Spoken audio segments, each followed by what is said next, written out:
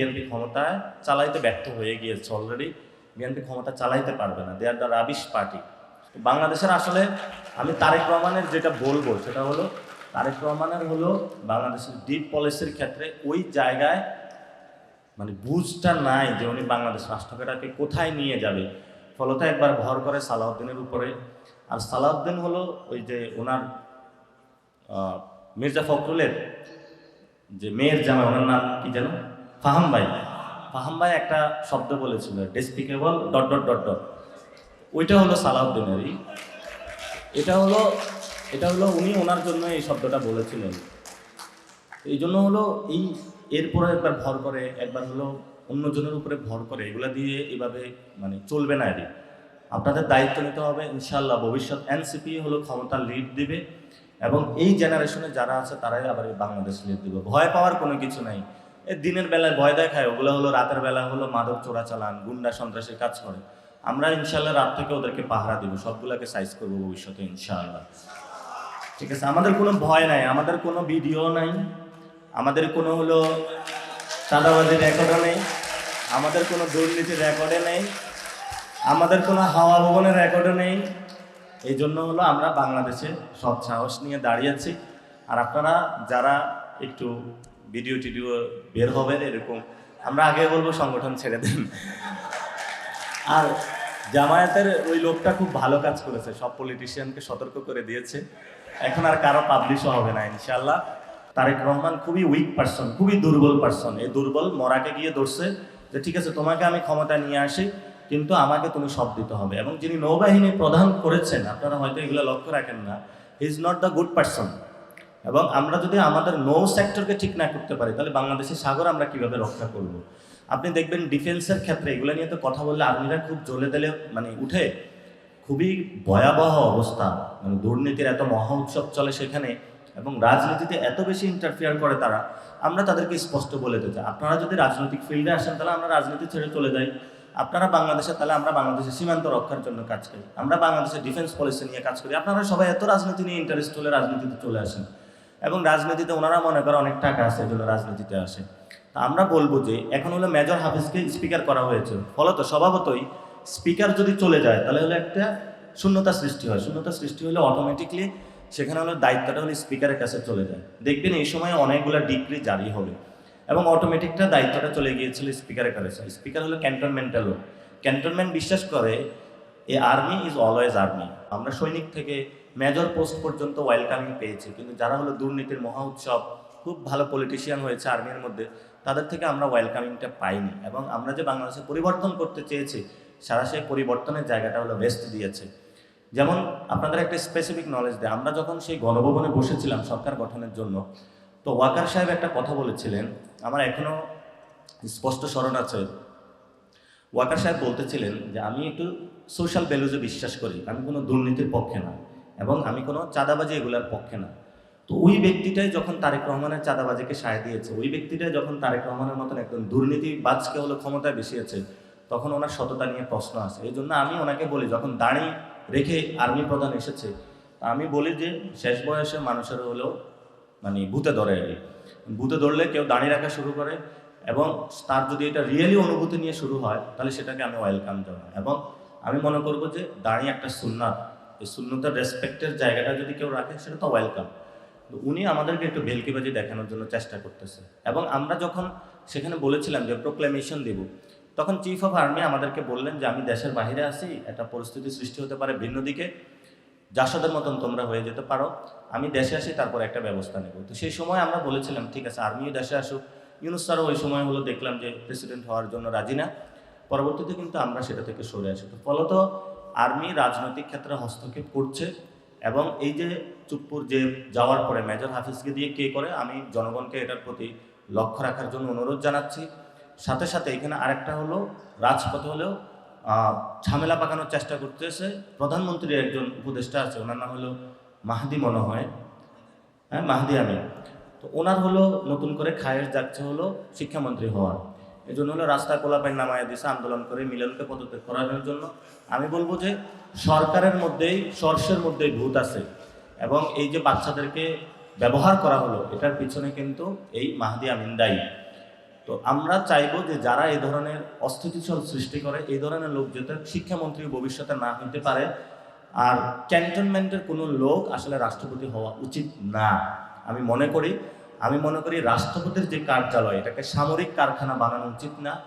রাষ্ট্রপতি বাংলাদেশের সর্বজন যিনি রয়েছেন, কোনো সিভিল সোসাইটির আমলাকেও, যেমন নাসিমুল গনির নামও আমরা শুনতে পাচ্ছি, তাকেও দেওয়া উচিত না। সজ্জন কাউকে দেওয়া উচিত। আমরা ওই সময় প্রপোজাল দিয়েছিলাম যে আমাদের সময় যদি রাষ্ট্রপতি হইতো বেগম খালেদা জিয়াকে আমরা অ্যাকসেপ্ট করে নিতাম, কোনো প্রবলেম ছিল না। তো এই সময় হলো সজ্জন যিনি রয়েছেন তাকে রাষ্ট্রপতি। তো বিএনপির কি করে আল্লাহ জানে, সে যখন প্রধানমন্ত্রী প্রটোকল অফিসার বা এই ধরনের রাশেদের মতো লোকদেরকে দিয়ে দেয়, রাষ্ট্রপতি যার কাকে বসাবে সেটা তো আমাদের কোনো কল্পনার বাইরে। আপনারা বুঝতেছেন যে আমাদের হলো গ্রেট কনসার্নে আমরা রয়েছি। একদিকে বিজেপি চাচ্ছে অখণ্ড ভারতের মধ্যে তারা চাচ্ছে এখানে হলো বাংলাদেশকে তারা স্বাধীন করবে না। আমি যখন ইরানে গিয়েছিলাম, আমি ওইখানে অনেক ইন্ডিয়ান ডিপ্লোমেটের সাথে কথা বলেছিলাম। সেখানে সাবেক ফরেন মিনিস্টার ছিল, তারপরে ইন্ডিয়ান বিভিন্ন চিফ মিনিস্টার ছিল, আমি তাদের সাথে কথা বলেছিলাম। তো তারা যেটা তাদের পলিসি আমি যেটা বুঝতে চেষ্টা করলাম, তারা বাংলাদেশে স্বাধীন করবে না, কিন্তু বাংলাদেশকে গরুর মতন সারাদিন হলো দুধ শোষণ করবে।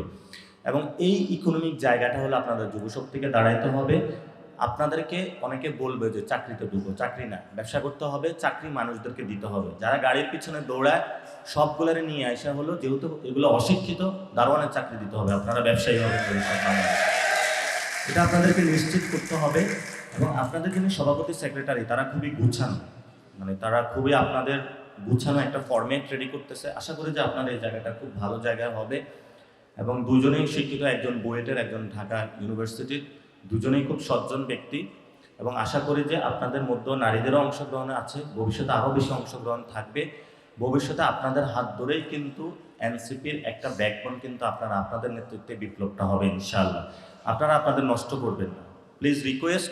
টাকা লাগবে, পয়সা লাগবে, ব্যবসা করেন। ব্যবসা করলে অনেক টাকা পাওয়া যায়। এইটুকু যদি বুদ্ধি না থাকে তাহলে হলো বাংলাদেশের রাষ্ট্র চালানো যাবে না। আমি অন্যান্য দেশে গিয়ে দেখেছি তরুণ প্রজন্ম যারা হলো অনেক টাকার মালিক হয়ে গিয়েছে, টেকনোলজিক্যাল বিজনেস আছে, অনেক বিজনেস আছে, আপনারা সেগুলো করেন। বিএনপির মতন তো ওই পথে যাওয়া লাগবে না যে কারণ বাজারে মাছের ব্যবসা করবেন। এতটুকু তো আমাদের মেধা আছে, ঠিক না? সবাই আমরা শিক্ষিত। আপনাদের মনে সময় বেশি নিয়ে গিয়েছি। তো আমাদের জায়গাটা খুবই কনক্রিট। ফরেন পলিসির ক্ষেত্রে অনেক কিছু পরিবর্তন হচ্ছে, এটা আপনাদের লক্ষ্য রাখতে হবে। আপনাদের পাঠচক্র চালু করতে হবে। আমি প্রেসিডেন্ট সেক্রেটারিকে বলবো অ্যাটলিস্ট 7টা একটা পাঠচক্র চালু করেন। আপনারা কিছু বই পড়াশোনা করেন, কারণ আমাদের আর মানুষের সমস্যার সমাধান কল্পে আপনারা এগিয়ে যান। আমরা তরুণরা খুব বিপদে আছি। আমি বিভিন্ন পদযাত্রায় গিয়ে দেখেছি হতাশার চোখ তরুণদের মুখে। কারো চাকরি নাই এবং কারো ব্যবসা নাই, কোনো কিছুই নেই। আপনারা তাদেরকে যদি একবার দায়িত্ব নিতে পারেন, আগামী বাংলাদেশটা আপনাদের হাতে হবে ইনশাআল্লাহ। আজকে দোয়া করবেন আমাদের জন্য, আমরা যাতে আবার নতুনভাবে বাংলাদেশটাকে সাজাইতে পারি। তবে এটা কিন্তু সত্য কথা, বিএনপি ক্ষমতায় চালাইতে ব্যর্থ হয়ে গিয়েছে অলরেডি। বিএনপি ক্ষমতা চালাইতে পারবে না, দে আর দ্য রাবিশ পার্টি। এবং যারা এখানে চালাচ্ছে, এটা কারা চালাচ্ছে জানেন? এটা হলো হাওয়া ভবনের কিছু লোক। হাওয়া ভবন হলো একটা নির্দিষ্ট উশৃঙ্খল যুবকের গোষ্ঠী। এই যুবকগুলোর মধ্যে সিলভার লাইনের ছিল গিয়াসউদ্দিন আল মামুন। আমার জেলে তাকে দেখার সুযোগ হয়েছিল। খুবই ভালো স্যান্ড লাগাইতো, পুরা মানে জেল খুব ভালো স্যান্ডে সুগঠিত হয়ে যেত, মানে অনেক টাকা খরচ করতো। তো বুঝলাম আরে ওই সময় তারেক রহমানের মিলে ভালোই কামাইছে তারা। তো ওই এদের মধ্যে আরো কয়েকটা আছে, যে নুরুদ্দিন অপু থেকে শুরু করে এই গ্যাংয়ে আরো অনেকগুলো লোক আছে। এবং এই গ্যাংটা আরো শক্তিশালী হয়ে গিয়েছে লন্ডনে গিয়ে। এই গ্যাংটাই বাংলাদেশের ক্ষমতা চালাচ্ছে। ফলত বাংলাদেশে কোনো আসলে সত্যিকার একটা গণতন্ত্র নাই এবং এই গ্যাং ক্ষমতা চালাইতে পারবে না। এই গ্যাং অশিক্ষিত একটা, এবং এরা ভালো পড়াশোনা নেই। যদি পড়াশোনা থাকতো তাহলে স্টুডেন্টটা বলছে যে আজকে আমার গলা পরিমাণ পানি, পরীক্ষাটা কালকে দেন, এরা স্টুডেন্টদের সন্ত্রাসী বলতো না। এখন এই স্টুডেন্টরাও বলা শুরু করছে যে এইচএসসি পাস প্রধানমন্ত্রী। তো আমি আন্দোলন করলে সমস্যার কথা, সেটা আমার সমস্যাটা বোঝার কথা। বাংলাদেশের আসলে আমি তারেক রহমানের যেটা বলবো সেটা হলো, তারেক রহমানের হলো বাংলাদেশের ডিপ পলিসির ক্ষেত্রে ওই জায়গায় মানে বুঝটা নাই যে উনি বাংলাদেশ রাষ্ট্রটাকে কোথায় নিয়ে যাবে। ফলত একবার ভর করে সালাউদ্দিনের উপরে। আর সালাউদ্দিন হলো ওই যে ওনার মির্জা ফখরুলের যে মেয়ের জামাই, ওনার নাম কি যেন, ফাহাম ভাই। ফাহাম ভাই একটা শব্দ বলেছিল, ডেসপিকেবল ... ওইটা হলো সালাউদ্দিনেরই। এটা হলো উনি ওনার জন্য এই শব্দটা বলেছিলেন। এই জন্য হলো এরপরে একবার ভর করে, একবার হলো অন্যজনের উপরে ভর করে, এগুলা দিয়ে এভাবে মানে চলবে না। এটি আপনাদের দায়িত্ব নিতে হবে। ইনশাল্লাহ ভবিষ্যৎ এনসিপি হলো ক্ষমতা লিড দিবে, এবং এই জেনারেশনে যারা আছে তারাই আবার এই বাংলাদেশ লিড দিবে। ভয় পাওয়ার কোনো কিছু নাই। এই দিনের বেলায় ভয় দেখায়, ওগুলো হলো রাতের বেলা হলো মাদক চোরাচালান, গুন্ডা সন্ত্রাসের কাজ করে। আমরা ইনশাল্লাহ রাত থেকে ওদেরকে পাহারা দিব, সবগুলোকে সাইজ করবো ভবিষ্যতে ইনশাআল্লাহ। ঠিক আছে, আমাদের কোনো ভয় নাই, আমাদের কোনো ভিডিও নাই, আমাদের কোনো হলো চাঁদাবাজির রেকর্ডও নেই, আমাদের কোনো দুর্নীতির রেকর্ডে নেই, আমাদের কোনো হাওয়া ভবনের রেকর্ডও নেই। এই জন্য হলো আমরা বাংলাদেশে সৎ সাহস নিয়ে দাঁড়িয়েছি। আর আপনারা যারা একটু ভিডিও টিডিও বের হবেন এরকম, আমরা আগে বলবো সংগঠন ছেড়ে দেন। আর জামায়াতের ওই লোকটা খুব ভালো কাজ করেছে, সব পলিটিশিয়ানকে সতর্ক করে দিয়েছে, এখন আর কারো পাবলিশও হবে না ইনশাল্লাহ। তো আমাদের এই জায়গাতে একটি কথা, সরকার আশা করে যে ভবিষ্যৎ বাংলাদেশে যে রাষ্ট্র ব্যবস্থা, এই রাষ্ট্র ব্যবস্থা শুধু আমরা লিড দিব না, এটা আমাদের গঠন করতে হবে। এই প্রত্যয় নিয়ে আমরা মাঠে নেমেছি, ইনশাল্লাহ আমরা এটা বাস্তবায়ন করব। আশা করব যে যুবশক্তির নেতৃত্বে এগিয়ে যাবে, এবং যুবশক্তি জায়গাটা অনেক কনক্রিট থাকবে, তারা শক্ত করে ধরে থাকবে। আর আমি হলাম একটা অবাগা মানুষ, আমি আগে একটা ছাত্র সংগঠন গঠন করে দিয়েছিলাম, ওইটা পরে একজনে দখল করে নিয়ে গেছে। আমি যুবশক্তিতে প্রথমে কাজ করেছিলাম, পরে মনে হয় আমি এখন নাই। তো ইনশাআল্লাহ ভবিষ্যতে আরো অনেক সংগঠন আসবো, ভবিষ্যতে আপনাদের সাথে অনেক কাজ হবে। সবাই শক্ত থাকবেন, মেয়েদের উপস্থিতিটা আরো নিশ্চিত করবেন, সবাই দোয়া রাখবেন। সবাইকে সালাম, আসসালামু আলাইকুম ওয়া রাহমাতুল্লাহি ওয়া বারাকাতুহু।